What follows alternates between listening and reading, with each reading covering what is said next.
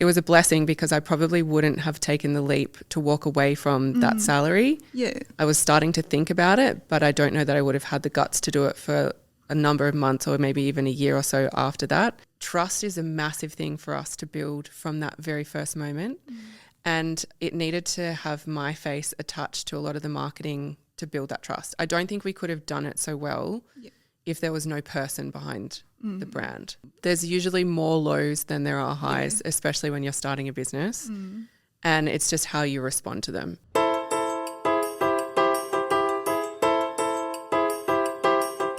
Good morning, early birds and future moguls. If you ever wondered whether the successful entrepreneurs start their day a little bit different, welcome to Founders Before 9 a.m., the backstage pass to the secret ritual, mindset hacks, and tiny habits that build loud legacy. I'm your host, Candice, the founder of Miss Morning. And every episode, we will pull up the curtain with some successful entrepreneurs who turned mornings into their powerhouse. Today, I'm joined by Emma Blomfield. Emma is the interior designer with her own EB studio, and now she's also the author of 3 popular books. Today, her new book, Style Your Home, just came out. How exciting. Emma, welcome to the podcast. Thank you so much for having me. Yeah, it's really my pleasure. I really wanted to discuss a lot of things about your journey, your business, and also the style of the home. So let's dive right into it. Right. Firstly, I wanted to start the question that we always ask all the guests. So what's your morning routine? My morning routine is pretty similar every day. Yeah. I don't really sleep in that much. I'm usually up around 6:30. Yeah. I have a very small dog who likes to go for a nice morning walk, so he's the reason why I'm usually out of bed first thing in the morning. Yeah. And doing a nice crisp walk around the harbour. At the moment it's very cold. That's cool. And then home to have breakfast, to get ready for the day, and head off to the studio to start my day with the team at work. Wow. So like literally every day you do something like pretty similar. Pretty much, yeah. Unless I need to be at an install for one of our projects, which usually means the truck comes at about 7 o'clock in the morning. That's normally how I'll start my day if it's an office day or I'm seeing clients. But yeah, I enjoy doing that. I like the routine. So do you do any like workout or maybe doing some like affirmations and check out your to-do list or anything like that? Yeah, I will do Pilates a couple of mornings a week as well. So the dog usually means I'm out the door first because he needs to go to the bathroom. Yeah. So he's a good reason to get up and out the door so there's no accidents inside. Yeah, but it's good because it can also help you to clear up the mind and get some energies. Exactly. Yeah, get your steps in first thing in the morning, wake you up a bit as well. Yeah. And then you get ready and prepare for the day. Yes. So when will you usually get into the office? Usually I'm in the office anywhere between 8 and 9 a.m. Well, that's quite early, honestly. So pretty much you arrive earlier than anybody else. I try to. That doesn't always work out that way. But yeah, I try to, especially on a Monday. That's my day where I'm in the office the entire day. So I'll try to get there first and prepare for our Monday morning meeting before the rest of the team comes in, and then the whole day starts off when everyone's there. So I like to be able to get in and prepare beforehand so that I've got everything prepped and ready to go. Right. So what's the certain things you wanted to prepare? We do a presentation every Monday morning of client projects that we're working on or anything that we've seen that's a creative thing that we've liked and wanted to share with the team. So we call it Creative Show and Tell. And it's a nice opportunity for everyone to showcase something that they've seen either out in a showroom or maybe something they've been looking for a client project, or they're proud of a project that they've just finished and they want to share that with the team that may not have seen what that project looks like yet. Yeah. So it's a nice opportunity for us to all get a bit of a creative kind of moment without getting too bogged down in all the nitty-gritty details of all the work that we need to get on with. So it's a nice way to break up the Monday meeting. Right. Yeah, it totally makes sense. But I'm a little curious, like in your home, every morning, do you tidy up the house or maybe making bed? Yes. Yeah? I cannot leave the house without making my bed. I actually did a poll on Instagram about this last year because I was fascinated to find out if other people also have to make their bed before they leave the house. Yeah. I have this thing where if I haven't made my bed, I feel like the whole day is a mess. Yeah, and exactly. I had so many people respond back saying, you're a total psychopath if you don't make your bed before you leave the house for the day. Who are these people that don't make their beds? And I was like, okay, my followers understand me. Yeah, I think it's a really good habit, honestly, because by making the bed, you really welcoming the new day. Yeah. So give you sense of like freshness and Exactly. Yeah, that's so good. And always working in a tidy house, like Yeah. even your mind is really clear and you will be able to be creative, being relaxed, not in a mess and kind of struggle. Yeah, it's the same for our office. Our office has to be nice and tidy when I leave at night so that when I come back the next day, I'm not coming back to the mess that we left there from the day before. I see. So are you also tidy up the other stuffs like desk or anything? No, I won't touch anyone else. That's their responsibility. That's too much for me to do. Yeah. So also for yourself, like I'm wondering, when will you do like the most creative project or even write a book? Do you block the time for that? I had to with this book because the last two books that I wrote, I think I just kind of wrote them as I felt like writing them. So the publisher normally gives you 6 to 9 months to write. 6 to 9 months. Yeah, which sounds like a long time. But then when you have to fit in running a business and your own personal life, That's a lot. it's not that much time. So with this book, I decided I was going to dedicate a full day a week to writing. So that became Thursdays. And Thursdays was a non-negotiable. I'm sitting down and writing. No one can call me. No one can text me. I will only check my emails a couple of times throughout the day. And my focus is just on writing. Because if I didn't do that, there's no way I would have met the deadline to get it published by. Yeah, exactly. Yeah. So now I'm a little bit curious about your personal journey because I did some research that you actually didn't study interior designer for your degree. So how did you end up in this industry? Give us the story at the very beginning. I did a business degree and I majored in marketing and I really enjoyed visual merchandising. So I was working at Oriton, the handbag company at the time, and I was helping do a lot of the window displays. Yeah. And so that was back in uni. Yeah, back in uni days. And I really enjoyed that. And at the time, when I was job hunting after I finished studying and I wanted to get a full-time role, not just a casual retail role, I was looking for jobs, and a lot of the jobs that came up when I was searching visual merchandising were lumped into the interior design category. Yeah. So I started reading all these other interior design roles and I was like, oh, that sounds like fun. And I started applying for them and I did a few interviews, and then I got lucky and one of the interior designers that was looking to hire someone needed someone that had some marketing experience. And so I ended up working with her, and she had an online store. So I was in charge of loading products to her online store, helping the design team with projects that they were working on, and then helping her with some online marketing. This is going to show how old I am. This was like before we were using Facebook and Instagram for business. Okay. Wow, when was that? It would have been 2009. That is quite early. Yeah. So it was very early days of online marketing, and she wanted to be kind of ahead of the curve with that. So I was helping her try and understand the best ways to help market the business online. Wow, that's really ahead of the trend. Yeah. Yeah, it's like the early days of the e-com. Yeah, really early days e-com. Oh my God. Yeah. So through that journey, like what the skill set that you learned?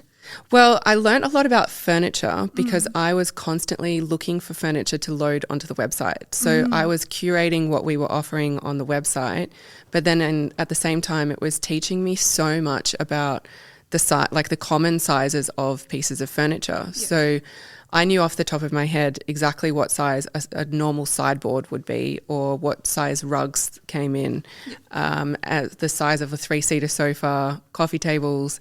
And then that's really helped me apply it in the practical world when I walk into a room and I go, oh, okay, that's definitely going to fit a 100 by 100 centimeter coffee table. Okay. Or a king size bed will fit in there, a queen size bed would fit in there. All of those types of things were like the foundations that I learned from spending so much time studying all the furniture that was being loaded into the website. Yeah, definitely. So when did you started to actually doing like the interior designer or interior styling? After that, I went and worked as a property stylist. So we were doing, I think, up to 4 houses a day where we were taking furniture in, styling the rooms, making the beds, and then going to the next house, doing the same thing. And while I was working there, I saw a gap in the market for some affordable interior design services. A lot of my friends were saying, can I have some advice? I know you do this for a living. I want to style my house. I want to style my apartment. I've moved in with my boyfriend, or I've moved in with friends. Can you help me? And then I kind of thought, well, maybe I could make this a business where I could earn some extra money on the side. And I started doing an e-decorating service where people What is e-decorating? E-decorating is online decorating. Oh, so okay. it was literally send photos of your room and some dimensions, and then I'll put together a mood board of products that I can help you purchase and then I have see. delivered to your house, and you can set your room up. So when was that? That would have been 2011 because that's when I started my business. Oh, wow. Yeah. That's so early. And like Yeah. e-decoration, even now for me, it's quite new. Yeah. But you do that like very early. There was a That lot of is so US cool. bloggers doing it at the time. Yeah. So that's where I got the idea from. But yeah, no one in Australia had really started to offer it. And then it turned into a service that was more popular for me to come to your house and do a consultation in person and work with you face to face. And that's how the business grew and how I ended up going full time and having staff and all of that. But when COVID hit, the e-decorating service came Yeah. back again because we couldn't go into people's houses at the beginning, but people were stuck at home and they wanted to decorate their house. Yeah. And so they were coming to us and saying, oh, can we sign up for your e-decorating service? So I was That's like, oh, amazing. well, this is perfect. From all those years ago, it's still helpful. Yeah. Wow. So like for you starting to a side hustle, and are you always have this entrepreneurial kind of spirit in you?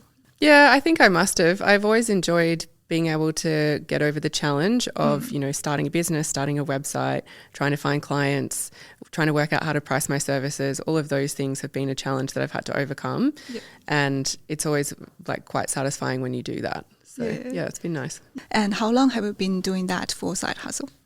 I worked on that part-time for probably 5 years. So I worked for another website doing online buying for their e-com site and doing my business 2 days a week. And then from 2017, I went full-time. What's the biggest moment for you think, okay, this is the right moment that I should really, took the leap and get full-time on my business? I'd been thinking about it, Yeah. and my first book had been published, so I was getting a lot of publicity for the book, and I was getting a lot more traction with clients, and I was getting a wait list of clients, so I couldn't fulfill the jobs fast enough because I still had my day job. Ah. And then out of the blue, one day I turned up at work and they called everyone into a meeting, and I think 40% of us got made redundant on that day, and I was one of them. And they said to me, oh, you're taking this very well. Like, we thought you would be really upset and you'd be crying because so many other people have been really upset about this. And I was like, oh, no, I have a business. Like, I'm going to be fine. I have heaps of clients waiting for me and haven't looked back since. So it was a blessing because I probably wouldn't have taken the leap to walk away from that salary. Yeah. I was starting to think about it, but I don't know that I would have had the guts to do it for a number of months or maybe even a year or so after that. So it was kind of the gentle push I needed out the door to go full time for myself. Yeah, exactly. It seems like it's the right time that you have the confidence, you have the traction and everything, like the basic skill set you already have. So that's exactly the time that you should. Yeah, exactly. Yeah. So, because I didn't realize that by the time your first book has already been published. Yeah. So what actually inspired you to start to write a book? I was teaching decorating workshops in regional areas of New South Wales and Queensland. And I was teaching the 5 principles of decorating, and I kept talking about them over and over. And I said to one of my friends who had published a book, this is something that I've been working on. And she said, well, maybe you should chat to my publisher. She's coming. I was helping her one day with a photo shoot. She said she's coming to the photo shoot tomorrow. Chat to her. So I did. I just said it as just a very basic comment. She took me seriously, gave me her business card and said, come and meet with me. We'd like to publish a book. Wow, you are so lucky. Oh my God. And the rest is history. Now I have 3. So it was just that one conversation that set everything in motion. Oh my God. So after that meeting, you started to prepare the book, or you already had something? Because I had the basics of the workshop that I was already running, I had some presentation slides that kind of ended up forming what we would probably say would be something like the table of contents for the book. So I wanted it to be illustrated. So all 3 of my books have always been illustrated either by watercolor or pencil or digital artwork. And I didn't want them to be photographs of rooms because I knew that would date the books much faster because like fashion, interiors date just the same. Yeah.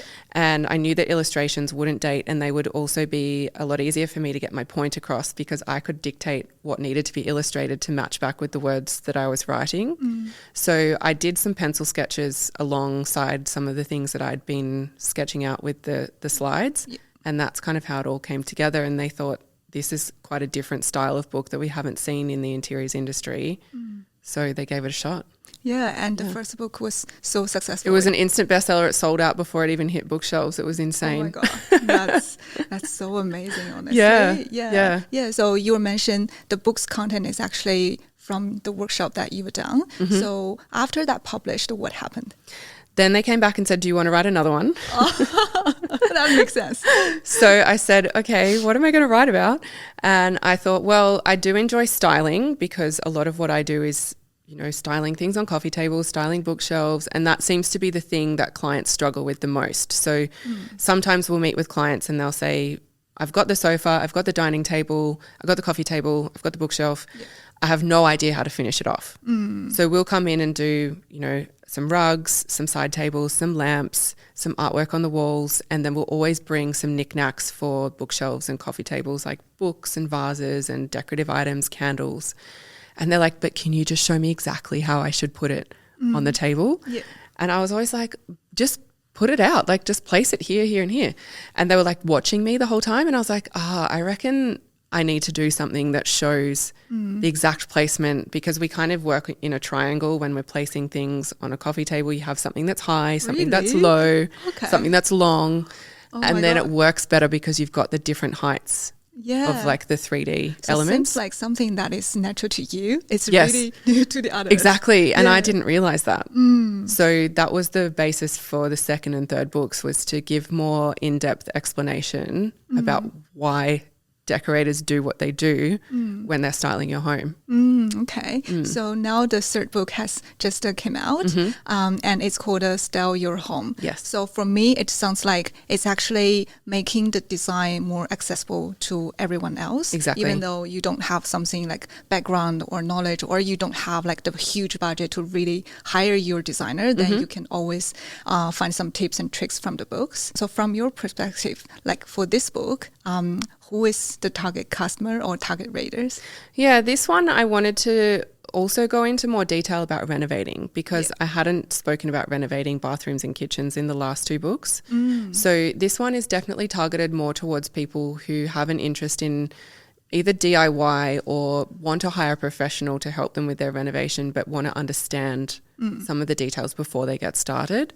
So I knew with the last two books what was missing was all of those little things that I kept getting asked by clients, like the electrician's here and the pendant light is going above the dining table right now, and he's asking me how high do I have the pendant from the top of the dining table, or the kitchen island bench, or the plumber's here and we have to determine where the toilet roll holder is going in the bathroom, or the height of the taps.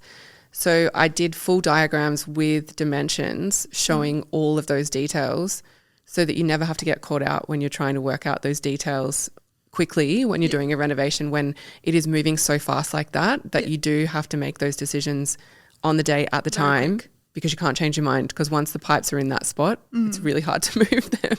Yeah, exactly. Yeah, and I also feels like for everyone, maybe they're still renting a house or maybe just buy their first house. Yes. Then everything is so new. And confusing. Yeah, confusing. They don't know. And expensive. Exactly. Oh my God. Let's maybe pretend now I'm a first home buyer, and after maybe 5 or 8 years of hard working, I finally got my first house, and then I wanted to make it like feel warm, inviting, but I don't have like a huge budget. I can basically afford some like basic furnitures, but do you think some like small things that can really change the environment and feelings and give people that kind of feelings? I think if you have a limited budget, something that instantly makes a difference is paint. So painting the walls can make a huge difference, as long as you're not renting or you ask permission from your landlord. Yeah. And then there's so many products now that are great for renters or people that don't want to commit to something full time. Like a wallpaper is hard to commit to because it's difficult to install and take down. But there's peel and stick options now that you can literally do yourself. I've done them before, and it's so easy. And that can instantly transform a whole wall in your bedroom or your lounge room or children's bedroom or study. And it gives you that wow factor because you're basically putting a giant artwork on the wall. And the other thing that we would do is put a big rug down. That's sometimes a good way to disguise flooring that you might want to replace but don't have the budget to replace just yet. So I always say with a rug, go as big as you can afford to buy, because you'll never regret a large rug, but you will regret a rug that's too small when you look at the room and go, oh, all the furniture is like neatly arranged around the rug, and there's no what I always do is make sure that the feet of the furniture are on top of the rug. So the sofa would have the front 2 feet on the rug. Okay. And then the armchair would do that as well, and the coffee table on top. Make the room feels bigger? It does, yeah. Rugs have this magical power of zoning the room and making it feel larger. Oh, okay. Yeah. And what's the pattern that we should consider on the rug? Well, a solid color is a good option. Solid color. Yeah, nothing too light that's going to show dirt. And yeah, I would do something that has like some flecks of color through it to bring some pops of color out, because then you could take some of those colors, put it on the artwork on the walls, put it on the cushions on the sofa, put it on the trinkets on the coffee table, and then you've suddenly got a nice cohesive look. Okay. What about the paint? Like on certain levels of hanging, like is that something that you recommend? When you're hanging artworks? Yeah. Yes, I do. The specific height? I have a very good tip for this. The average person's eye level is 160 centimetres high from the ground up. Okay. So if you're trying to hang artwork on a wall, that's just, say you're just working with a normal height ceiling, not like double height ceiling or anything like that, try to have your artwork hung so the centre of the artwork sits at 160 centimetres. Oh. And then it will always look nice and in proportion to the rest of the room. It's also good for people to like appreciate that. Exactly, because they can see it all. Because some of the things that we'll do when we first go into a client's house will be like, hey, your artwork's all up here. Can we pull your artwork down? And so normally we'll drop their artwork like about 30 centimetres, because often their hooks are in the wrong spot. I see. Wow. I'm literally mentally checking my pen is high and right height. Yeah. And what others, like light, is that something that can change? Yeah, we kind of have 3 different layers of light that we will always try to work with the home. So you always have task lighting, so kitchens, studies, workspaces, they all need to be lit for you to work. I find like if you get the new house, so oftentimes it's just the overhead light. And it's bright. Yeah. And white, like bright, cold white. Yeah. Like a hospital. Yeah. Yeah.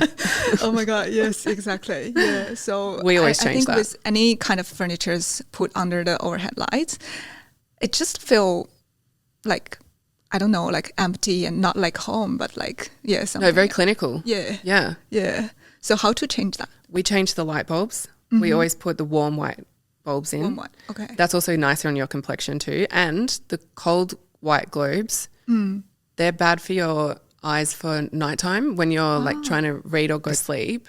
Really? It's like basically looking at your phone for too long as well. So it's much better to have the warm globes than the cold white globes. Yeah. So we always do that. Install a dimmer switch if you can. Or what I do is at nighttime, I don't have a lot of overhead lights on. I will have table lamps and floor lamps and candles. And that's all you need at night. If you've got the TV on as well, you don't need to have all of the downlights on. It's too bright. So you put like different lamps on floor, on tables, all of that? And I have all of my table lamps on timers to turn on at 5 p.m. Okay. So why is to like adding on the table or different heights of lamps? Good question. Yeah. Yes. Sometimes we use floor lamps because there's like a corner of the room that's empty and needs to be filled. And it usually is a floor lamp that would do that nicely, kind of like a plant. So something tall and skinny and not going to get in the way. So if kids are running through the room, they're not going to knock it over. For table lamps, we generally would do that if there's a side table or a bedside table. And then pendants, obviously something that gets hung above a fixed piece of furniture like a dining table or a kitchen island bench. I see. Okay. Yeah. And like from my understanding, for every house, from the value proposition. Like if they have a nice kitchen or if they have a good bathroom, it can add a bit value. But for me, I always struggle with the bedroom decoration. So how do you feel like the bedroom that we can keep it simple but also feel it like more warm and more like cozy? Yeah, we have a lot of clients say, can you make my room feel like a hotel room? Yeah. And I totally understand that because I make my bedroom feel like that. The key for that is to do really good quality bed linen. So your doona insert needs to be good quality. I always add a mattress topper. So if you have a decent mattress, I would always still add a mattress topper. It's just nice and soft and fluffy. And then 100% linen or 100% cotton. Try to avoid anything with polyester for the bedroom because it will make you sweat when you're sleeping in it. Oh, wow. Yeah. Okay. Makes a huge difference to have natural materials. Okay. And then I'll So the add, better material is cotton? Yep, or linen. Yeah. Well, I have 100% linen all year round. Some people only like it in summer and they prefer cotton in winter, but I do linen the whole year. And then cushions, that adds a bit of colour. A bed head that is at least about 140 centimetres high because that will give you a bit more height. Some bed heads are a little bit low and it doesn't feel so grand and luxurious, but if you want that more hotel kind of luxe feeling, go a little bit taller with your bed head and then you'll get that impact of the bed being the real feature in the room. And then bedside tables that come to the same height as your mattress. That's something people get wrong a lot. Yeah, often higher. Yeah, or too low and your pillow knocks your glass of water off in the night. Yeah. So if you can aim for your bedside table to be the same height as your mattress and then a nice lamp that would probably finish either at the same height as your bed head or just a little bit higher. I see. Yeah. And would you put plant in bedroom? Yeah, you can. Yeah, absolutely. Or even just a potted orchid or something like that that's got a bit of colour in it. Wow, it's so many tiny things, but it's really changed the whole environment. Yeah, makes a huge difference. Yeah. And you actually don't need to have a huge budget for that. No, those things don't necessarily have to cost a fortune. You don't have to spend heaps of money to make an impact. As long as you get the scale and the size right, it can be relatively cheap furniture, but it can just look like it was meant to be there. Exactly. Yeah, and in your book, what is your... I don't want to give away too much because I still want people to buy the book and read everything. But like from your perspective, what is the, what's the two piece of content that you share you think is your favorite? Oh, I definitely think the section on kitchens I enjoyed writing because I hadn't written about kitchen renovations before, and I, in between my second book and my third book, I did my own renovation, and I know that I do it for a living for other people, but when I lived through it myself, I was like, oh, now I get what all my clients were complaining about. So I made a lot of mental notes when I was doing my renovation of, I need to talk about this in my next book so that I can help other people from making similar mistakes or just shortcutting those things that can be problems on renovations. So the kitchen part was a very detailed section for me to get right. And then I do really like styling bedrooms. That's my favorite room to photograph when we're doing our shoots. Right question. I done the homework. Yeah. And they're just, because they can be pretty. Lounge rooms are a little bit more practical and are more tailored to the needs of the person that you're decorating for. With the bedroom, you can have a lot of fun with the bed head and the bed linen and the lamps and the bedside tables. So I feel that they can often be a little bit more fun. I see. And how long did you took to write this book? This one, I think I did it in 7 months. 7 months? Yeah. So that was every Thursday for 7 months. Every Thursday. Wow. Yeah, it got kind of tedious because there was a lot of times where I had to just reread what I'd written and I just would tune out. Yeah. And I had to keep focusing. Yeah, because you mentioned that your first book was actually... most of the content was from your workshop. Yeah. But the second and the third, I guess, it's more like something originally from you. Yeah. So is that challenging to really turn that visual idea into word? And you also need to think about the book's layout and everything? Do you know, people often ask me, is it hard to write a book? And I would have thought that it would be difficult. But when you're writing about something that you know and you practice every single day, it just kind of came out. And it was easy because a house follows a formula in terms of the rooms and the way that they're laid out. So it was easy to just naturally set the book up in the same way. So you come through the entryway, you walk down a hallway, you have a lounge room, you have a dining room, you have a kitchen, you then have some bedrooms, you have a laundry, then you have an outdoor area.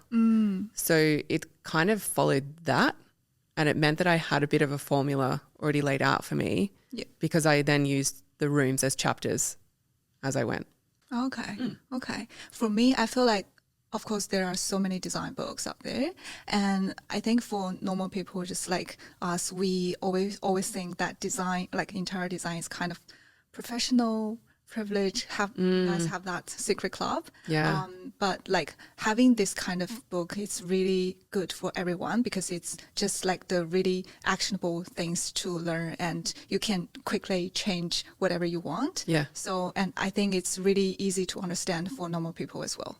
And that was the point of what I wanted to get across with the book, that it's something that anyone can pick up and do themselves if you understand the formula behind it and you know a little bit of the principles. And then it's creative, right? So no one's going to tell you that you're right or wrong, because someone might love a piece of artwork that the next person hates, but that doesn't make that art bad. So it's the same with design.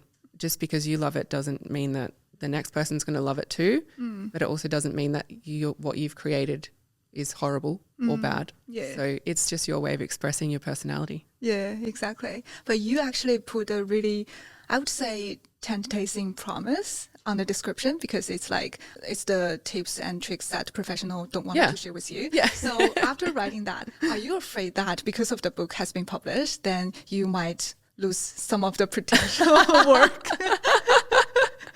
No, I think a lot of people have contacted us and said, I've read your books and I just love what you do. And their family cycle changes and they might move into a bigger home. They're overwhelmed. And so they go, I understand your design ethos and I really resonate with that, but I'm too time poor to do it myself. So I'm ready to hire you to do it for us. Or the house is too big for them to do on their own, or the renovation is really detailed and they just physically can't do it themselves. So it's a really good tool to actually building the trust with the potential customer as well. Absolutely. I feel like you are actually really smart and good on personal branding, even though you probably not. Are you intentionally to doing that? There was a bit of intention behind that when the first book came out. There was a bit more of a movement towards that because it made sense. Even like your studio is EB, so I guess it's a name initial.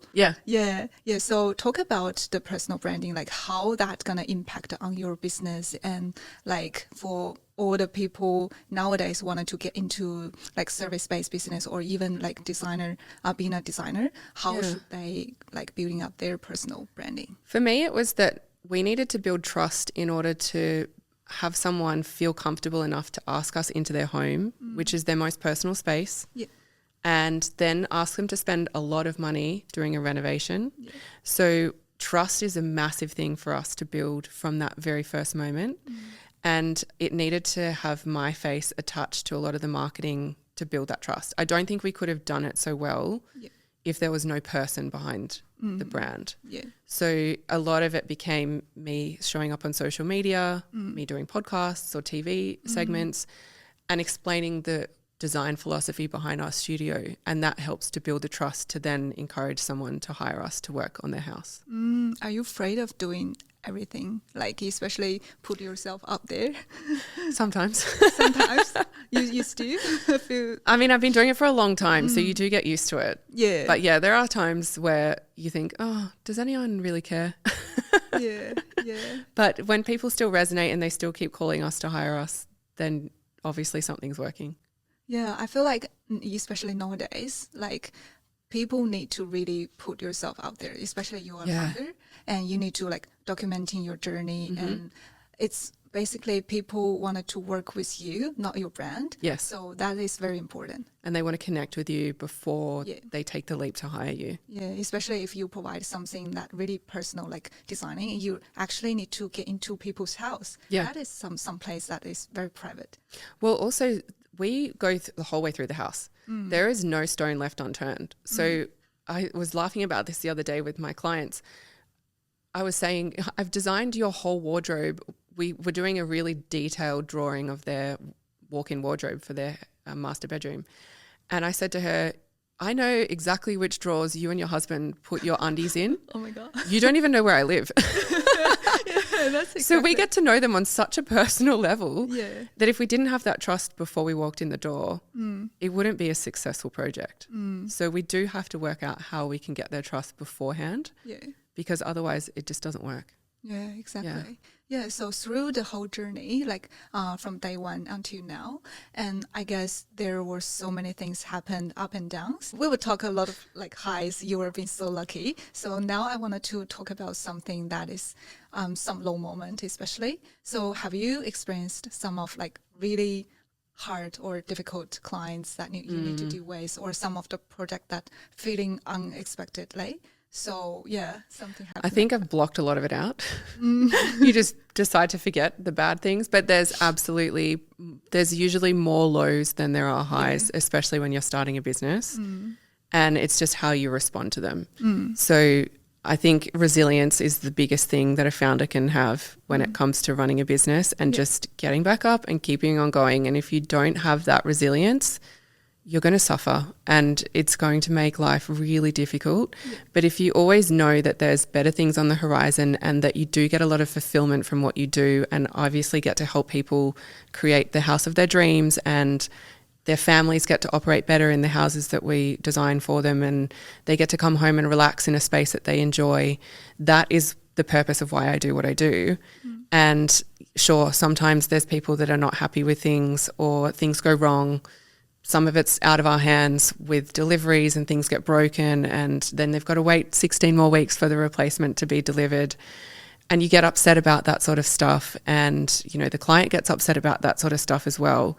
But you just have to think of the bigger picture of all of the other clients that have worked with you that have been really happy, or you know all of the other things that you've overcome. You know, if a book deal doesn't work out the way you think it's going to work out, or a photo shoot doesn't go the way you think it's going to go, reflect on that. And I'm very big on doing that with my team now, because when I was early days, it was just me, and I had other friends that ran businesses that would catch up, and we'd complain and whinge about things together. And now I have a team that I can sit with and go, okay, this didn't work when we were at this job. What would we do differently next time? How can we prevent that from ever happening again? Or what would you do if you could start from scratch? And so we always reflect on it and try and learn from it, rather than just like bury it straight away and forget that it ever happened. Yeah, exactly. Yeah. So do you have a moment that you feel, oh, I'm done with this? Like I felt I completely defeated. I don't want to keep going. I reckon I had that thought once in like, it will be 14 years next year since I started the business. Yeah. And I truly had that thought once, which is not bad in the scheme of things. But I actually sat at my desk and I thought it would actually be harder for me to shut the business down than to continue going and just get over this bad moment. And this bad moment won't last forever.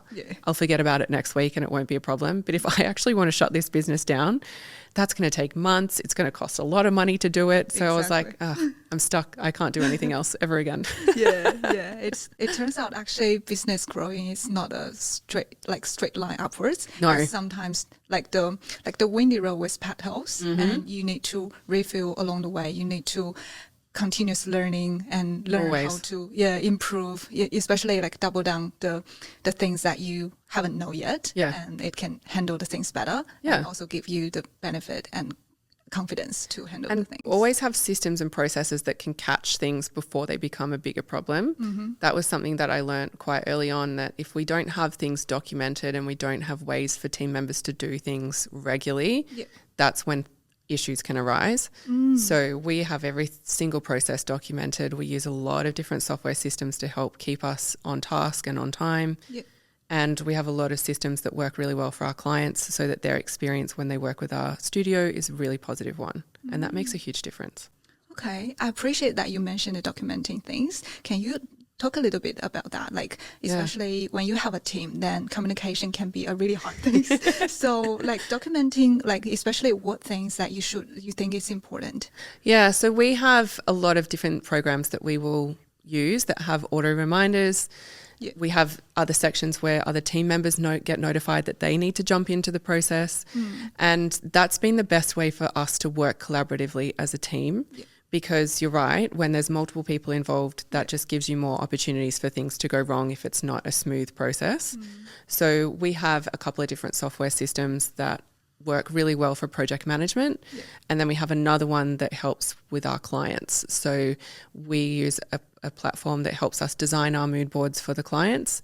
And then it's a client portal that the client gets access to where they log in, see their designs, they see the products that we've specified for them, they see the floor plans, they might see some 3D renders, and then they have the ability to accept and reject the products and designs within that.